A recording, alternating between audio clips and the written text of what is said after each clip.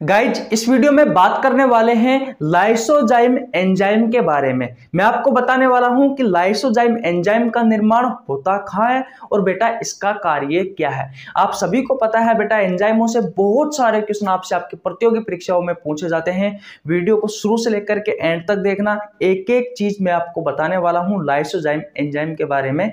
तो बेटा सबसे पहले हेडिंग लगा लीजिए, lysozyme enzyme. Lysozyme enzyme, lysozyme enzyme. अब गाइस सबसे पहले हमारे दिमाग में जो क्वेश्चन आता है वो यही आता है कि भैया इस लाइसोजाइम जो एंजाइम होता है इसका निर्माण कहाँ होता है। तो बेटा इसका निर्माण होता है सलाइवा में। इसका निर्माण कहाँ होता है भैया? इसका निर्माण होता है सलाइवा में। सलाइवा जिसे आप लार कहते हो। और आप सभी को पता है बेटा लार से भी बहुत सारे क्वेश्चन पूछे जाते हैं। आपसे क्वेश्चन पूछा जाता है कि भैया जो लार का पीएच मान होता है वो कितना होता है। तो कितना होता है बेटा लार का पीएच मान? तो 6.8 होता है औसतन। तो इसकी प्रकृति कैसी हो जाएगी बेटा? इसकी प्रकृति हो जाएगी भैया दुर्बल अम्लीय। दुर्बल अम्लीय क्योंकि 7 पर तो उदासीन होता है, 7 से 1 की तरफ जाने पर अम्लीयता बढ़ती है और 7 से 14 की ओर जाने पर क्षारीयता बढ़ती है। तो 1 के आसपास के मान प्रबल अम्ल होंगे, 7 के आसपास के मान 7 की ओर 1 की ओर दुर्बल अम्लीय होंगे। तो बेटा 6.8 7 के आसपास का मान है, 1 की ओर है तो दुर्बल अम्लीय होगा। 7 से 14 की तरफ जाने पर क्षारीयता बढ़ती है तो 14 के आसपास के मान प्रबल क्षारीय होंगे और 7 के आसपास के मान दुर्बल क्षारीय होंगे। इतनी बात क्लियर है? यहाँ तक किसी को कोई परेशानी? ओके, अब बात करते हैं कि सलाइवा में और होता क्या क्या है। तो 90 से 95%, 90 से 95% इसमें क्या होता है? वाटर होता है।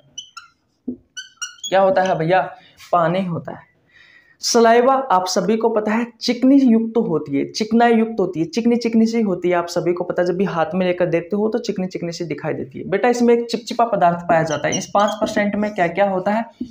तो इसमें एक चिकना पदार्थ होता है, एक चिपचिपा पदार्थ होता है, एक चिपचिपा पदार्थ होता है जिसके कारण वो चिकनी होती है। वो चिपचिपा पदार्थ क्या है? तो उस चिपचिपे पदार्थ को बोला जाता है म्यूकस। क्या बोला जाता है बेटा? म्यूकस बोला जाता है। इसी म्यूकस के कारण भैया आपकी लार जो होती है वो चिपचिपी होती है, उसमें चिकनाई होती है। इतनी बात क्लियर है? और बेटा बात करते हैं उसमें खनिज तत्व भी पाए जाते हैं। अब कौन कौन से खनिज तत्व पाए जाते हैं? तो याद रखना जो जिंक है बेटा, ये जिंक इंपॉर्टेंट है। ये जिंक आंसू में भी पाया जाता है, पसीना में भी पाया जाता है, लार में भी पाया जाता है, बहुत ही ज्यादा इंपॉर्टेंट है। अक्सर जब भी क्वेश्चन पूछा जाता है भैया तो जिंक से ही क्वेश्चन पूछा जाता है इन खनिज तत्वों में। और इसके अलावा इसमें सोडियम भी पाया जाता है और बात करें तो इसमें पोटेशियम पाया जाता है, क्लोरीन पाया जाता है। तो ये सारे भी आपको याद रखने। इन सभी के अलावा बेटा इन्हीं 5% में ये जो आपकी सलाइवा होती है, इस सलाइवा में 2 एंजाइम और पाए जाते हैं। अब वो 2 एंजाइम कौन कौन से हैं? तो नंबर 1 पर आता है भैया लाइसोजाइम एंजाइम, लाइसोजाइम एंजाइम। और दूसरा कौन सा है? तो दूसरा है भैया ptyalin amylase enzyme, ptyalin amylase enzyme, ptyalin amylase enzyme. और बेटा इस टाइलिन एमाइलेज एंजाइम का एक नाम हो रहा है, वो क्या है बेटा? Salivary amylase enzyme. अब गाइज मैं आपको बता दूं, मैंने टाइलिन एमाइलेज एंजाइम के बारे में आपको पढ़ा दिया है। टाइलिन एमाइलेज एंजाइम जो होता है बेटा ये कार्बोहाइड्रेट के पाचन में होता है। कार्बोहाइड्रेट को हम स्टार्च की अवस्था में खाते हैं और इस स्टार्च को बेटा ये जो टाइलिन एमाइलेज जो एंजाइम है, जो टाइलिन एमाइलेज एंजाइम है, ये टाइलिन एमाइलेज एंजाइम किस में कन्वर्ट करता है? ये टाइलिन एमाइलेज एंजाइम माल्टोज में कन्वर्ट करता है। बेटा ये पाचन मुंह में ही हो जाता है। ये कार्बोहाइड्रेट का अपूर्ण पाचन है और ये मुंह में ही हो जाता है। किस तरीके से कार्बोहाइड्रेट का पूर्ण पाचन होता है मैंने आपको बेटा पिछली क्लासों में बता रखा है। जब मैंने आपको टाइलिन एमाइलेज एंजाइम पढ़ाया था तब आपको बहुत अच्छे से पढ़ाया था, बहुत अच्छे से पढ़ाया था। इस वीडियो में बेटा हम बात करने वाले हैं किसके बारे में? लाइसोजाइम एंजाइम के बारे में। तो बेटा जो लाइसोजाइम जो एंजाइम होता है ये क्या करता है? इसका मुख्य कार्य होता है भोजन के साथ आने वाले बैक्टीरियाओं को नष्ट करने का कार्य करता है। क्या करता है बेटा लाइसोजाइम एंजाइम? ये भोजन के साथ में आने वाले, कहाँ लिखो यार, चलो यहाँ लिख देता हूँ, भोजन के साथ में अगर कोई बैक्टीरिया आया है, भोजन के साथ में अगर कोई बैक्टीरिया आया है या कोई छोटा मोटा कीटाणु आया है तो बेटा उसे ये जो लाइसोजाइम एंजाइम होता है ये वहीं मार देता है, वहीं नष्ट कर देता है। कौन?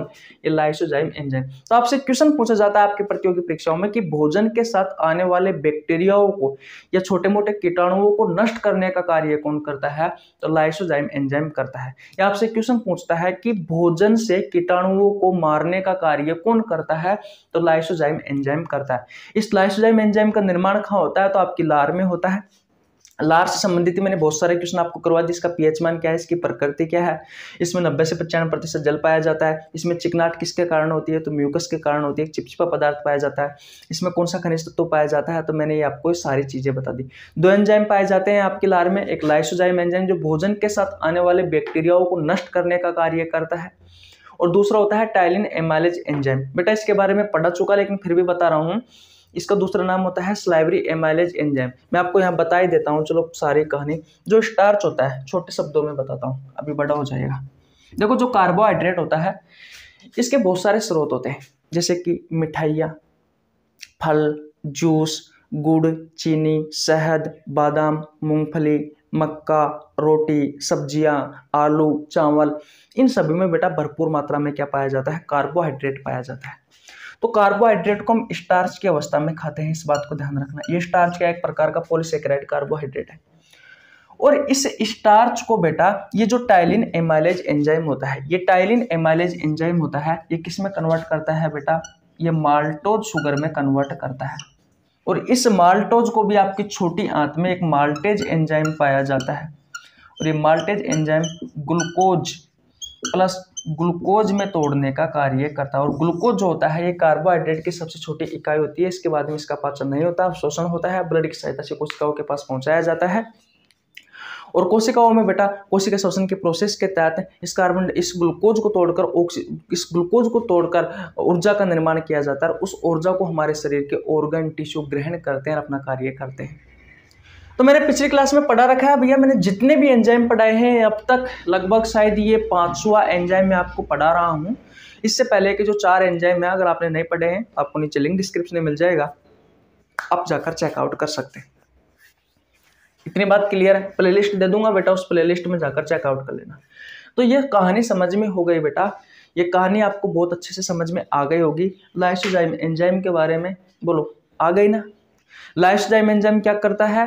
भोजन के साथ आने वाले बैक्टीरियाओं के छोटे मोटे कीटाणुओं को नष्ट करने में सहायक होता है। इसका निर्माण लार में होता है, बस आपको इतना ही ध्यान रखना है। वैसे मैंने आपको लार के बारे में बहुत सारी चीजें बता दी, टाइलिन एमाइलेज एंजाइम के बारे में बता दिया, और माल्टेज एंजाइम के बारे में बता दिया जो माल्टोज को ग्लूकोज प्लस ग्लूकोज में तोड़ता है, और टाइलिन एमाइलेज एंजाइम या स्लाइवरी एमाइलेज एंजाइम स्टार्च को माल्टोज के रूप में बदलता है। इतनी बात क्लियर है? ये बेटा टाइलिन एमाइलेज एंजाइम आपकी लार में होता है, यानी कि मुंह में कार्बोहाइड्रेट का पूर्ण पाचन होता है। उसके बाद में जब आप छोटे आंत में जाते हो तो छोटे आंत में माल्टेज एंजाइम होता है, ये इंटेस्टाइनल जूस यानी कि आंतीय रस से निकलता है। ये माल्टेज एंजाइम जो माल्टोज को ग्लूकोज प्लस ग्लूकोज में तोड़ने का कार्य करता है।